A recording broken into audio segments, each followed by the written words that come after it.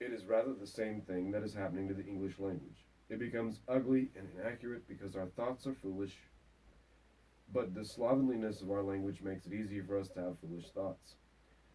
The just, Go.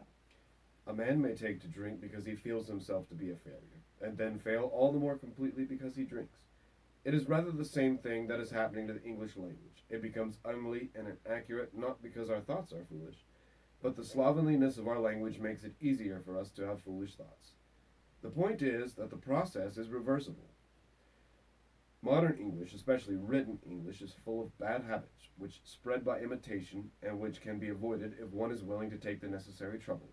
If one gets rid of these habits, one can think more clearly, and to think clearly is a necessary first step towards political regeneration, so that the fight against bad English is not frivolous and is not the exclusive concern of professional writers. George Orwell in Politics in the English Language. In the riverbed of bad writing mistakes, it is a habit of mine to try and show the readers some great author's work only to end up copying and pasting the whole half novel and remove my own voice from my writing. I must ask the reader to forgive this mistake, as this essay will not be the place in which I fix that error, as I feel I have collected a few sets of definitions that I could rewrite shorter, but not any clearer. In this case, I created a title at the top of the paper, Orwell and What He Means to Me. And since then I proceeded to talk about nothing evidently close to Orwell until this quote. Well, more actually, I have been talking about Orwell, or more precisely, what ideas I am aware of because of some evenings reading his works. This entire realm of knowledge, political abstraction of language, was something core to his values, and in reading this work I found his reasoning and clear writing assembling joists and pouring concrete within my own values. I was introduced to Orwell in the form of mandatory reading at Owen High School. I was given a few weeks to digest 1984, and I must say I abhorred the book. To a degree, I still do, as I never gave it a second read. The book is of his. The book. The next book of his I read was Down and Out in Paris and London. For the life of me, I cannot tell you why I picked up this book. What pill of advertising did I swallow to gravitate towards this obscure little read? I couldn't tell you.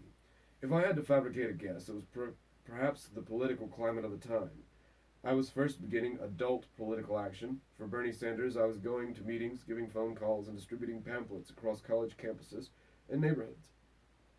I had become sold on Sanders through the medium of Facebook, and as I was working as a night guard, I have plenty of time to spend in that quagmire. It was the idea of tax-paid college and the online cacophony of voices of a silenced majority raging against constructive agencies through a new and uncontrolled medium of social media. It was the feeling that something was happening that was not supposed to happen. The budding and first churning of another revolution. You could strike sparks with strangers over a bumper sticker or a slogan. It was a high, and with it I became interested in this sort of a revolution. Perhaps that's why I returned to an author whom I had hated. In fact, by sorting my memories out onto a page, it was in fact a bumper sticker that struck these particular embers of interest into my mind. All the sticker said was, Orwell was right. No doubt the car owner had placed it there after the Snowden revelation that all our data is being collected and stored for computational analysis and is now referential on demand. Yes, then I found my way to Down and Out in Paris and London, and this little piece of gonzo journalism had a rhythm to it. It's the kind of writing a man can only do when he's truly happy. You see, Orwell was born Eric Arthur Blair and was born upper middle class in London. He was promptly sent to a boarding school, which he hated and found quite cruel. As an adult, he got a job as an imperial policeman, and for 5 years helped maintain an oppressive and despotic structure over India until he snapped. He quit and just moved into a Paris slum. He wrote about getting a low-wage job in a hotel kitchen, and then becoming a bum and living the traveling homeless culture that was created by the laws of London at that time. His insight was sharp as a straight razor, and he was generous and kind in creating live and positive portraits out of the characters and personalities you may find of the cynically impoverished. It was a pure delight, the absolute opposite of 1984's defeated tone. I wanted more. Fortunately, Orwell had written another book by the same style of journalism, The Road to Wigan Pier. Here he details his journey to the industrial north of England. He lived and worked with coal miners and those out of work souls, and saw what a man out of work truly becomes. This book did a lot to raise my conscientiousness on political parties. I believe he was on a mission from the Socialist magazine to report on labor conditions at the time. At that time, he was a socialist himself. But by the time his next major journalistic report came out, Orwell had changed his tune quite a lot. Orwell's political opinions had a steady curve of development. First, he was an imperialist before he lived amongst the oppressed. Next, he became a socialist and fought hard for the working class. When Spanish Civil War broke out, Orwell found upon going to report the scene that he found Catalonia a town where the working class had managed to take over. The anarchist Labour Party had run from the factories to the armory and broke down the doors to establish a few separate armed political groups. The poor then took control of a few buildings and streets. He found anarchists, communists, socialists, and fascists, all fighting for the soul of Spain. Upon being taken with the romantic image of an Italian soldier looking over a map he could not read, Orwell signed up with the Socialist Party, POUM, who then sent him off to the front lines. There he found himself tasked with collecting firewood and maintaining trench warfare in the mountains of Spain against Francisco Franco's fascist forces. He marveled at a functioning military that had no commanders, but worked on brotherly solidarity, mutual respect, and good reason. Most of all, he admired the ferocity of the anarchist party's militia and found their political opinions to be sympathetic to his own. Towards the end of the book, Orwell chases a man with a bayonet, storms a fort, and finds a powerful telescope, tosses bombs at people, and has grenades tossed back in the darkness, emitting a cruel flash of red light. Then one day, just so casually, he is shot in the throat and sent back to Barcelona to heal. Once there, he discovers critical civil unrest in the cities. The whole political climate had shifted, and the militias designed to aid the people are now demonized by the communists, who had taken internal power. Upon healing up and returning to his wife, one day she takes him by the hand as he enters her hotel, and she tells him to run. The secret police are imprisoning and killing all militia members, socialists and anarchists, by labeling them Trotskyists, she informed him. Trotskyists are a term which may as well mean someone against the Russian government. Orwell then hides in a few parks and sleeps in a ditch, with which a few other refugees of this communist killing spree for a few days and nights. Then he gets the foolish gall to go into the police headquarters to ask them about releasing a friend of his whom he finds had been imprisoned, a most risky move. The receptionist even tells him to move along for his own good. Against all inside him, Orwell survives to write about his experiences and gets he and his wife back to London.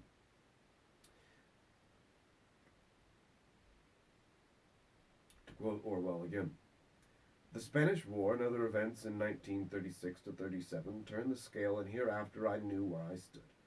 Every line of serious work that I have written ever since 1936 has been written directly or indirectly against totalitarianism and for democratic socialism, as I understand it. It seems to me nonsense in a period like our own to think that one can avoid writing of such subjects.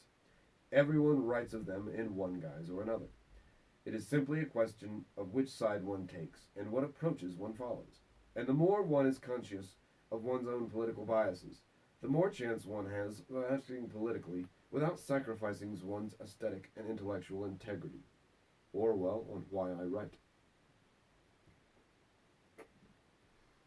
After witnessing revolution and counter-revolution, after he loses his wife to an anesthesiological mistake, after contacting tuberculosis, there's two messed up words there, let me go ahead and redo that.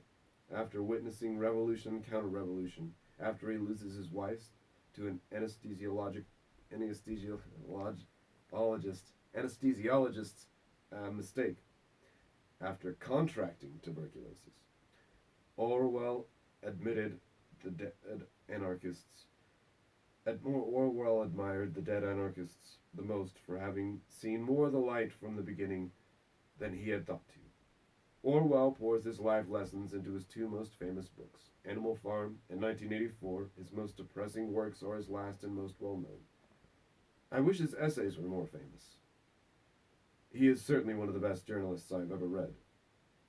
It is enchanting to read one author for an extended period, to follow one's life from early memories until life's final lessons. Now that is a powerful experience that I would wish upon anyone. Orwell was certainly right. Returning to that most intriguing and pointed bumper sticker that pulled the curtain cords open on my curiosity so long ago, it begs the question, about what was Orwell right? Of course, this must refer to the dystopian novel 1984, published in 1949, as it is most forward about predictions of the future. Additionally, it is in the forefront of the popular consciousness in regards to his writing. In 1984, Orwell makes a lot of predictions based on trends he observes in the political bodies about him. One, that surveillance would be a penultimate need for any large political force. Two, that the language is going to change, and that the clarity of thought would become muddied and censored in the progress of the English language. Three, that the present economy would be forever codependent on wars.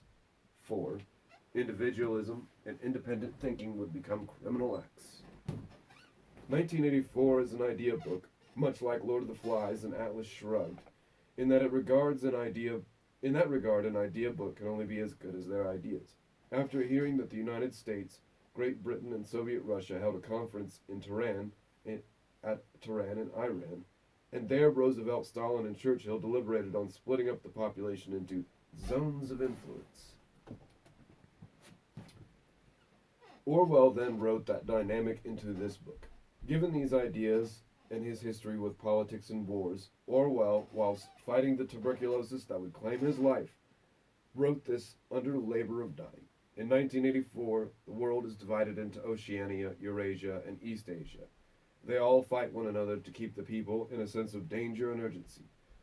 The various ministries of love, peace, plenty, and truth, all government buildings operating with the opposite concepts of their namesakes. The Ministry of Love puts on a hate week to frenzy the population into hatred for various groups such as Jewish culture, as seen in the central ruse of the faced and public enemy of Goldstein, who would be shown on a screen at Hate Week antagonizing the crowd. The other two nations are also objects of hatred. Love is fostered for Anglo-Saxon culture, and almost nothing is taught of the true history of events. This is written to give illustration to a term Orwell used in a non-contemporary fashion. In his essay Notes on Nationalism, written in 1945, Orwell sets these parameters for his definition of the emotion of nationalism. By nationalism, this is Orwell again, by nationalism, I mean, first of all, the habit of assuming that human beings can be classified like insects, and the whole blocks of millions or tens of millions of people can be confidently labeled good or bad. But secondly, and this is much more important, I mean the habit of identifying oneself with a single nation or other unit, placing it beyond good and evil, and recognizing no other duty than the advancement of its interests. So as long as it is applied merely to the more notorious and identifiable nationalist movements in Germany, Japan, and other countries, all this is obvious enough. Confronted with a phenomenon like Nazism, which we can observe from the outside, nearly all of us would say much the same thing about it. But here, I must repeat what I said above, that I am only using the word nationalism for lack of a better. Nationalism, in the extended sense which I am using the word, includes such movements and tendencies as communism, political Catholicism, Zionism, anti-Semitism, Trotskyism, and pacifism. It does not necessarily mean loyalty to a government or to a country, still less to one's own country. And it is still not even strictly necessary that the units to which it deals with should actually exist. To name a few obvious examples, Jewry, Islam, Christendom, and the proletariat, and the white race are all of them objects of passionate nationalistic feeling, but their existence can be seriously questioned. And there is no definition of any of them that would be universally accepted. It is also worth emphasizing once again that nationalist feelings can be purely negative. There are, for example, Trotskyists, who have become simply enemies of the USSR without developing a corresponding loyalty to any other unit. When one grasps the implication of this, the nature of what I mean by nationalism becomes a good deal clearer. A nationalist is one who thinks solely or mainly in terms of competitive prestige. He may be a positive or a negative nationalist. That is, he may use his mental energy either in a boosting or in denigrating. But at any rate, his thoughts always turn on victories, defeats, triumphs, and humiliations. He sees history, especially contemporary history, as the endless rise and decline of great power units, and every hint that happens and every event that happens seems to him a demonstration that his own side is on the upgrade and some hated rival is on the downgrade. But finally, it is important not to confuse nationalism with the mere worship of success. The nationalist does not go on the principle of simply ganging up with the strongest side. On the contrary, having picked his side, he persuades himself that it is the strongest, and is able to stick it to his beliefs even when the facts are overwhelmingly and is able to stick to his beliefs even when the facts are overwhelmingly against him. Nationalism is power hunger tempered by self-deception. Every nationalist is capable of the most flagrant dishonesty, but he is also, since he is conscious of serving something bigger than himself, unshakably certain of being in the right. And Orwell. Orwell himself, in being able to see the complex emotions of nationalism, is not immune to it. His nation, for lack of a better term, includes the working class, that he calls the proletariat. In the above quote, we can see that he fights for a political stance of democratic socialism, and I believe it's worth mentioning that the political party that I took to work for in the turbulent atmosphere of 2016 was also labeled democratic socialism. However, if I have made any point at all, it should be that the political terminology is a fluid entity and geared towards whatever goal its leaders should choose. I doubt very seriously that, should Orwell have had knowledge of the events, that he would consider it the same political ideology and methodology that he was ardently in support of. On a last note, my previous statement should be classified as conjecture, as I have no proof therein. So there you have it. Nationalism is a base emotion on political nationalism is the base emotion all political language is geared towards the manipulation of, as both love and hate are strong motivators of action or inaction. In closing, I feel Orwell's prolific writings have expanded my conscientiousness on the way I feel and have felt towards various entities in my contemporary culture. I have gone from a passionate evangelist of the Christian faith, making all participations and efforts for a life of humble mission work, to a self-destructive nihilist and agnostic, and finally to a self-proclaimed and rather bad at it sort of stoic. This last stance is something I have no community with. I feel Stoicism could still foster the nationalistic emotion. We should always keep a weather eye for any groups that give rise to this feeling and recognize it inside us and others, and to understand its absolute power. If you have a strong hatred or jealousy for the wealth and power of a group, then it is likely that you have some nationalistic sentiment.